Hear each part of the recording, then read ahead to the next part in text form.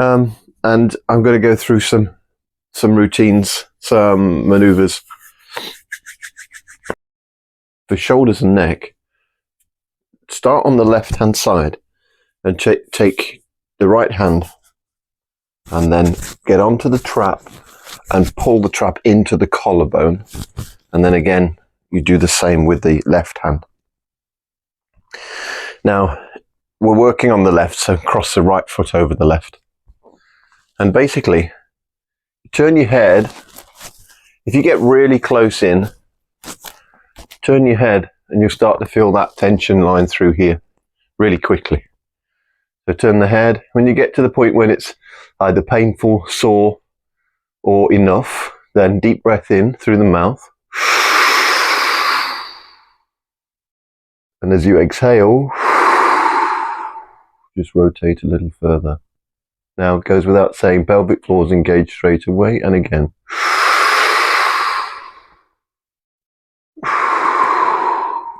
It's important to drop the shoulders, so disengage the shoulder muscles so they're relaxed.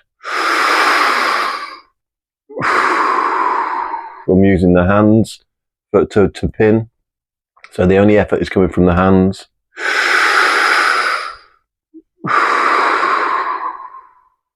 And you just keep going as far as the body will let you. And then when it feels like you can't go any further, breath in, and then lean the head backwards. And you go into completely different feeling.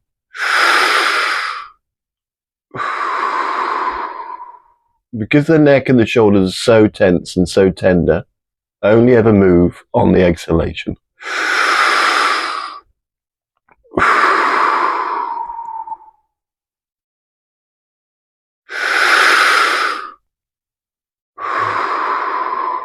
And then when you get to where you think you are, you can't go any further, try one more breath. And then with the exhalation, see if you can now rotate. Okay, one more deep breath. And as you exhale, bring everything back round slowly to the front. Release. And then walk it off now. Shoulder shrugs. Throw them up and let them go down on their own. Use gravity, get a bounce with it as well if you like, off your toes. And just let any tension that had built through that exercise into the shoulders, just let that go. And then shake it out. Have a little walk around. I'm going to do my knee as well today because that's the one thing, that's the thing that's holding me back at the moment. Physically it is, but also psychologically and emotionally, I'm struggling with this knee. It's bone on bone, so it reflects the Aries head-on approach to life, and so it's giving me some, it's giving me some concern. So I'm sharing that today. Left hand, then we're going to come over onto the left trapezius, really close into the neck. Left leg is crossed over the right. So get in and hold the trap, and then here. Now release the shoulders. So hold on with the fingers to pin that nice and tight. Release the shoulders. Pull in on the pelvic floor. Take your head over to the right. Take a breath in. And now rotate the neck around. Exhale.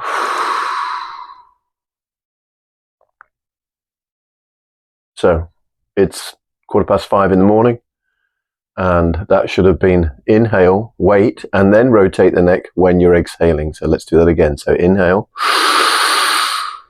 hold it there, exhale, and bring it around. There we go. Hold so that you can drop the shoulders, exhale, and shift the neck.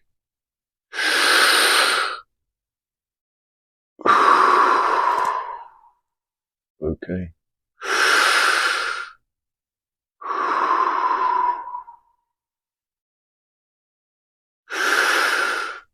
Now leaning backwards.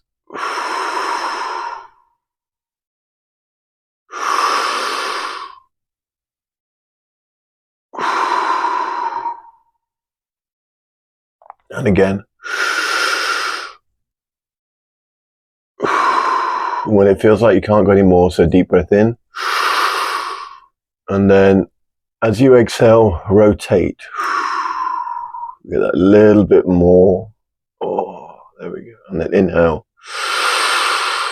And slowly come back to center. Release that off. And again, straight into some shoulder shrugs. Have a walk around now. See how the neck and shoulders feel.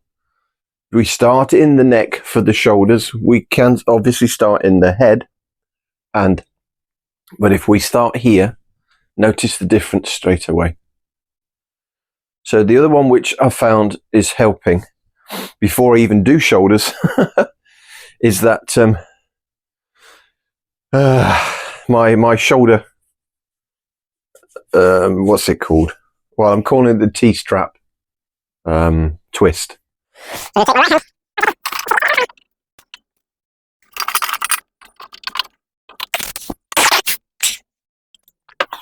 going to take my left hand around the back over to the right hand side of my neck. Okay, and I'm smearing. So the whole hand is on the neck and I'm smearing that fascia. Little finger is all the way up behind the ear. Thumb is all the way down the base on the trap there. And I take my right arm over and take hold of my shoulder as we would with pull over. It's in the same area.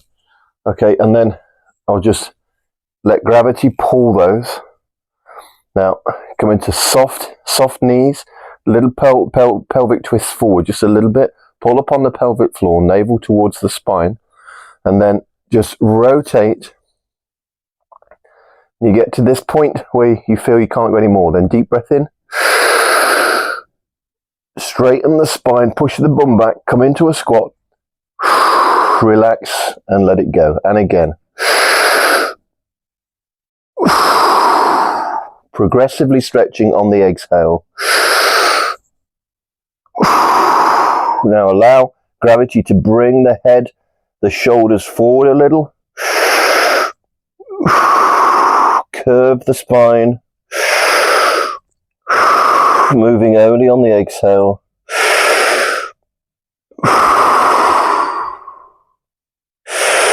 So it's very much like pull over.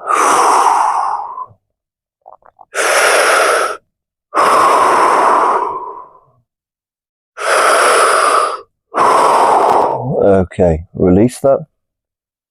So it is definitely one to play with and adapt for yourself. What I'm finding is opening up that thoracic, the upper thoracic and cervical area. It works really well. So we're going to take the right hand around onto the left hand side of the neck. Smear so you can feel your head being pulled over to the left. Left hand comes around to the shoulder. Get a good grab of the shoulder, like we would with pullover, as I said. And then in and start moving. So curve the spine, the pelvis in a little.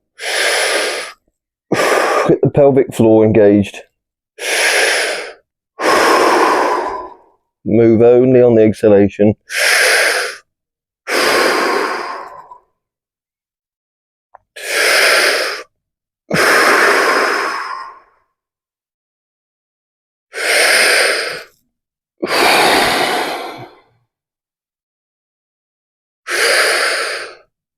I'm going to even try a squat with this. I'm going to come into a squat. Oh yes, there we go. Into the squat.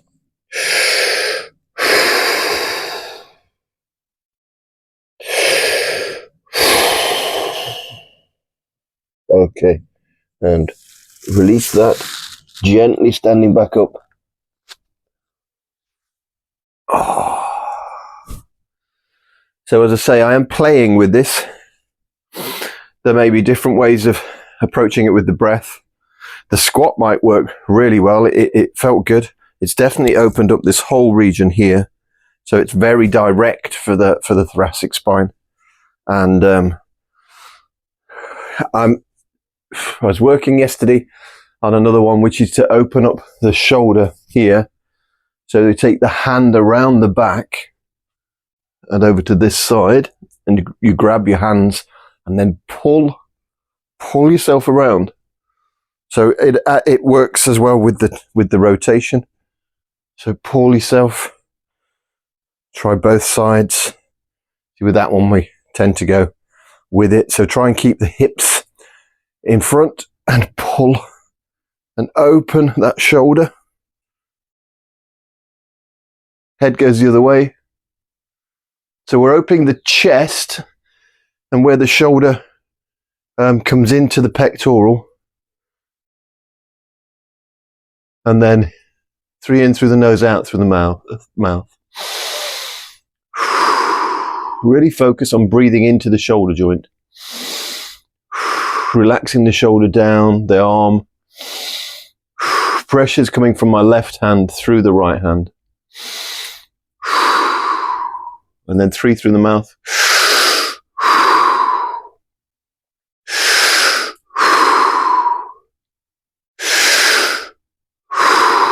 Okay. So these are all in addition to the wonderful fascial maneuvers we have already. And they're just stuff I'm playing with. Wanted to share to see how people receive them. Now, that just does wonders for my shoulder, for the whole movement of the shoulder. The rotation that I get from it, how it moves in and out, and that, it's difficult to see here, but I've kind of gone from that when I've started to here. And if I actually assist, I'm getting more, which I wasn't doing even a week ago. So take the left hand that comes around to the back. See, you take a hold of the hand there. So now we're going to cross the left leg over the right. Let that shoulder relax. So you're only holding pressure with the right hand. See which way the head feels. So for me, this way. Obviously, it should work better that way because of the torsion. And then in through the nose, out through the mouth.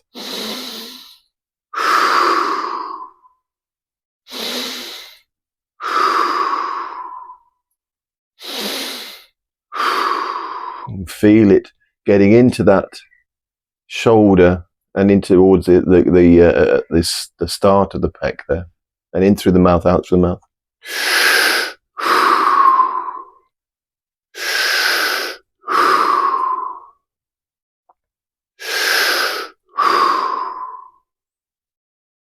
So if you feel yourself being pulled round, bring the hips in the opposite direction.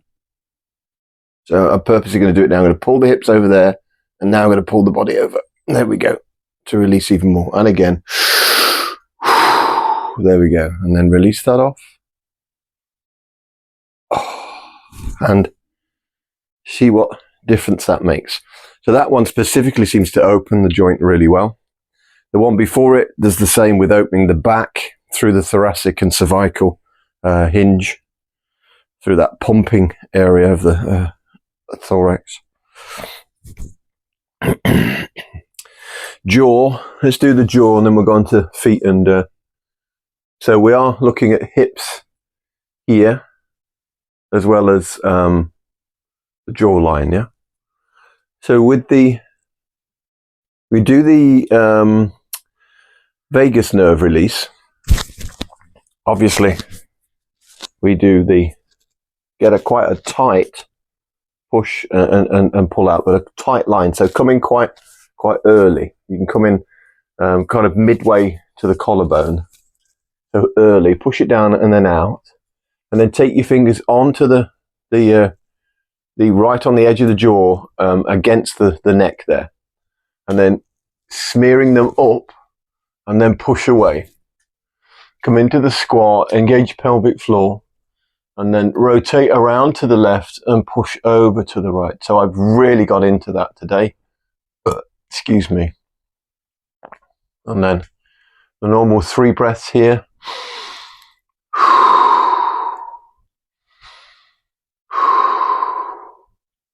Keep pushing. 3 in, 3 out to the mouth. Keep it going. Especially on the exhale.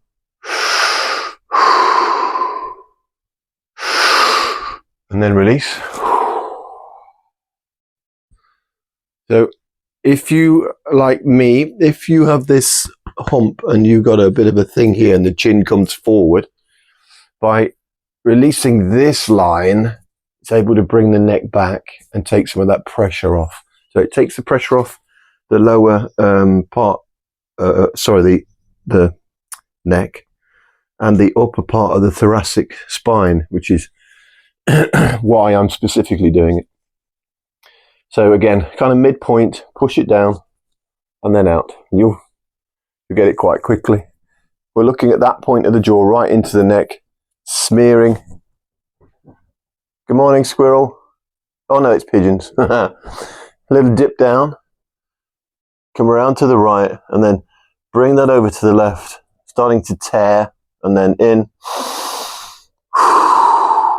Normal breathing patterns. Keep it going. Pull up tight on the pelvic floor. See what difference it makes. And into the mouth. Keep it going.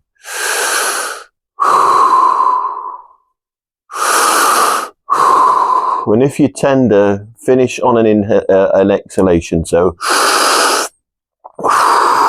and release on that exhalation. So you're not moving with any tension. Okay. And then see what that feels like. As always, get a little bounce going. Really let the shoulders and the arms, the hands be on their own. Yeah, don't engage them at all. And see what that feels like. Right, let's go into the jaw then. So I know it's called getting cheeky, and in my little group, I was calling it cheeky chappy. And because all the group's all women, they've changed it to cheeky chicky. So now we've got cheeky chicky.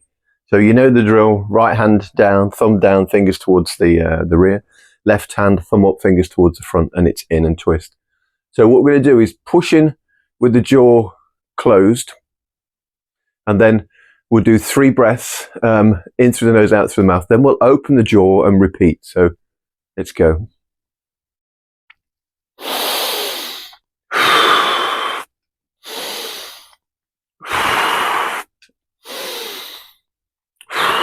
Open the jaw wide.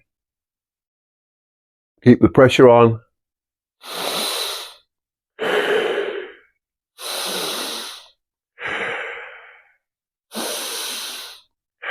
Okay, release. Shake your hands out. Keep the jaw closed this time. Keep the jaw open this time. And then we're going to do 6 breaths through the mouth, out through the mouth. Start again.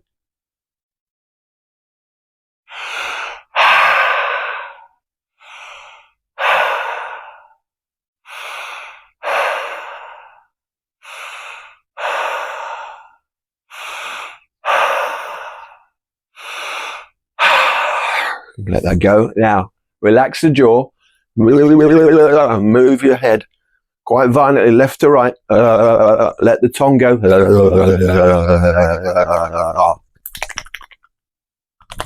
Feel into that now. So lots and lots of stuff coming through into the front of the brain there. See what that feels like. Now, you can also do the same on the neck, exactly the same. And obviously, we can do the antler twist. The other one is to get the finger in. I mean, these are just things for people to try. Obviously, there's everything that Human Garage is already doing. This is just stuff from a coach's perspective to explore things deeper, to see if we can get to stuff for ourselves. If you follow the cheekbone in until you start to find where the jaw and the cheek meet, and you've got this movement there. Take that your another finger and put it inside until you meet that finger. And then going to find where it's tense and sore in there and work from both sides.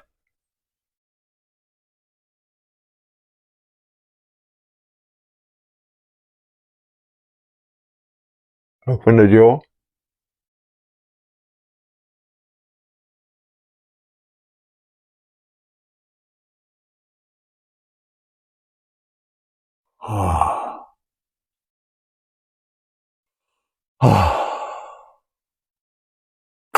There we go. Oh, I don't have my cloth. Then come over to the other side. Follow that cheek until you get into the masseter, the edge of the masseter, and where it starts to pop around.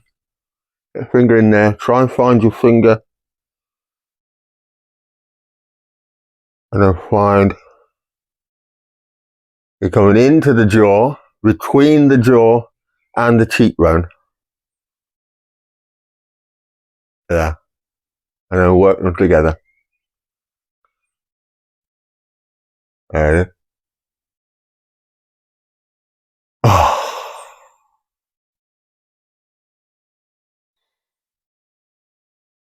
Oh. Oh, yeah. So that hurt.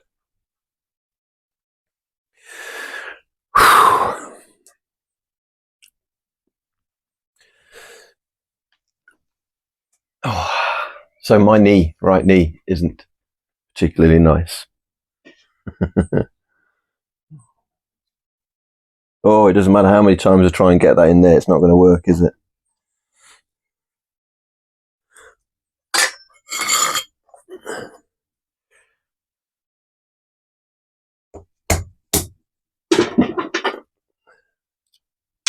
Unless I do that.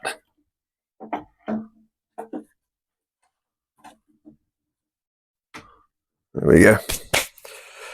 So, yeah. So I'm going to work with this knee straight away. Both hands are going, well, out.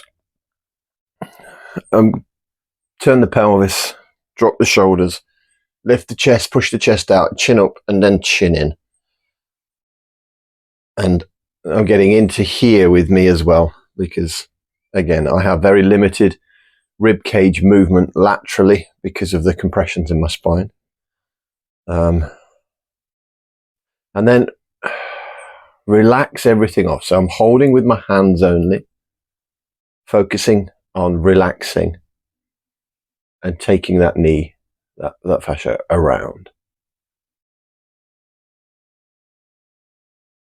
I'm going to come over to the left. 3 breaths in, through the nose, out through the mouth.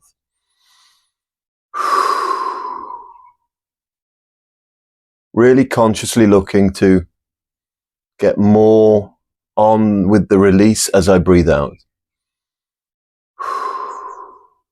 And then 3 in through the mouth, out through the mouth.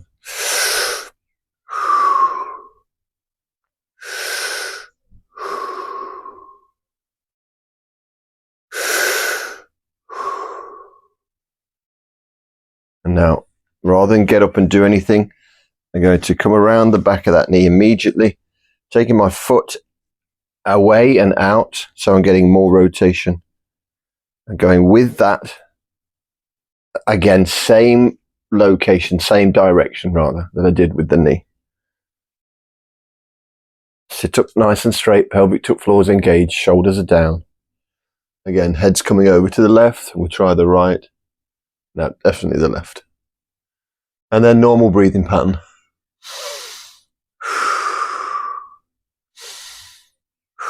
Now pull it back, straighten the arms, and pull it away from the knee.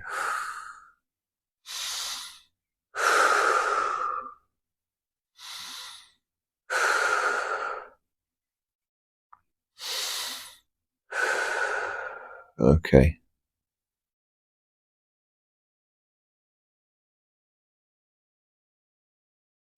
Take the foot inwards, okay?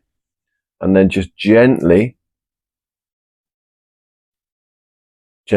bring that fascia around the opposite way and just try to push the knee out. No, forget that idea. Doesn't feel comfortable. So do the other one.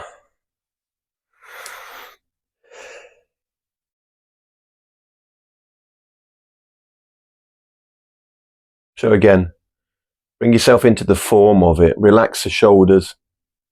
Relax the spine. Bring the head up straight. Chest is out, shoulders are back. Look for the form every time. So it helps posture, helps breathing, and it helps your brain process better. And keep the twist going throughout.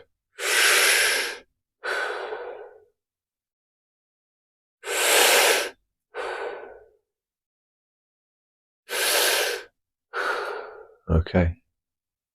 Straight in, foot goes out, and then get hold, bring it around, 3 in through the nose, out through the mouth.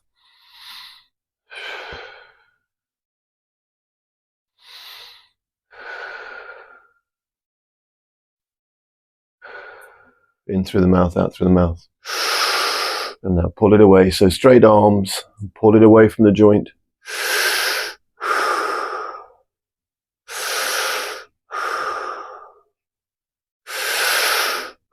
Okay, and then release that off. So up, have a little walk around. So you can imagine for me, so it's bone on both knees, but it's this one that is the worst. And that was the last one that I had operated on, which is about 5 years ago now. And I'm persistently having pain,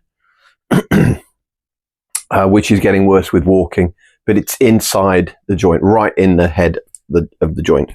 If I put my leg up and rest it there, it's pain. So right now, that pain's off, that pain's gone. I mean, if I was to mess about with the knee, it would come back. But in this, as I'm doing this, it's much easier. So we've already looked at the hips by doing a jaw. So again, with the thing with the hip is we can get on the floor and do the normal hip release. There is that yogic move, which is challenging to get into, but if you're being challenged by the hip move anyway, then you can place one leg over the other like this. So you've got a rotation going, and then you're going to drop, just literally drop down on that side. So the weight is, you're pushing the weight into the hip there. And then look over the left shoulder, over the right shoulder, see where you're feeling the tension the most. Left. So the higher the knee is, the bigger the twist. And what you can do is pull it into yourself there and then rotate. So you'll really start to feel it release here. Normal breathing, of course. I'm just coaching this really, you could say. The opposite side. So again, you're going to sit into that hip, feel it, and pull up on this one, and then look that way. There's just another way to get to the hips. For instance, you can do this sat in a chair. It's got to be quite a rigid chair.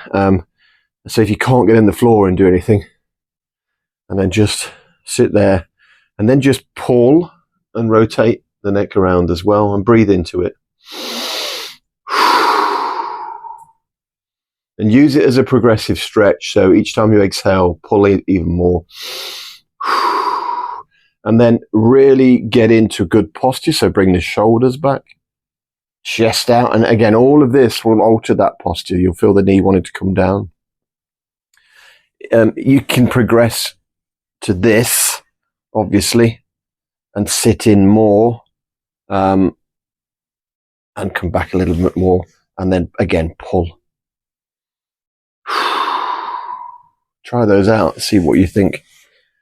Now for the feet, where are they? Yeah. What I would say, there's a couple of things, what I've been doing anyway, and that's all I'm doing. I'm just telling you what I've been doing.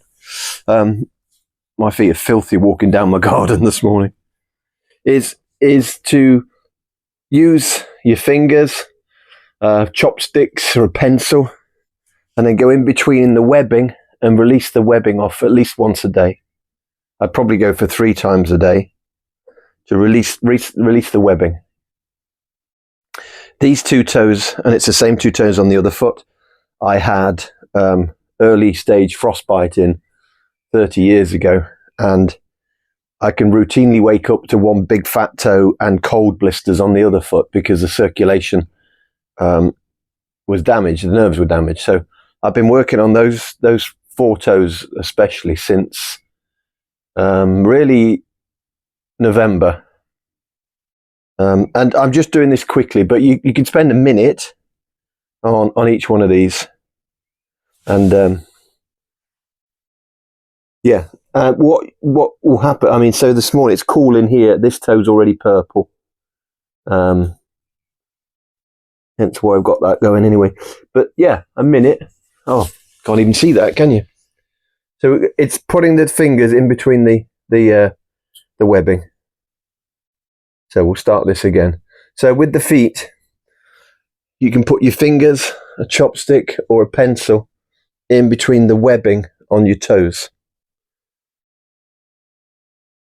And hold that in there for kind of a minute on each one. And really feel the difference that makes by spreading and opening the toes. You start to have make a big impression on the feet. So do that on both sides. One thing when you're doing the rotation, sorry, I should have said as well, I have toe spacers as well. You put those on for periods of time and they really help. The other thing is when you're doing some of the moves, and this not to teach, but for yourself, is to put your right foot, sorry, in this case, left foot's going right on the hinge. So I'm standing on that. And then I'm lifting up when I rotate. So I'm lifting upwards and keeping that foot down and separating the ankle from the foot. So I'm improving the fascial stretch into here. Okay, and as you know, so if you can increase the movement into there, that's going to come all the way up into the knees, into the hips and the pelvis and straighten things up. If the feet come in a little, the knees come in, the pelvis twists, you get that knock-on effect. So releasing that tension off here, and it's literally just by standing on it like that. And then when you do a rotation, for instance, you pull into it and feel that pressure there. So especially if you're just struggling with feet, then just do this. The focus is on the feet. I'm still doing everything else I'm doing, but the focus is on the feet. And obviously you can, and it is a personal practice rather than one to coach. Although I would imagine that if you get success, then with advanced students, you could do this. And in general, it's one to do against a wall 2-3 times a day. You're just pushing and trying to lengthen that. I like the fact when we do the rotation through it, it gives a completely different dynamic. So the same principles apply. So we've done neck, jaw, shoulders, hips, and feet. I think that's everything that was covered or asked for. Not asked for, but that was everything in the thing. Mine is the upper spine and the knee. This side of the neck, which those shoulder releases I did to begin with have been doing beautifully. So there we go.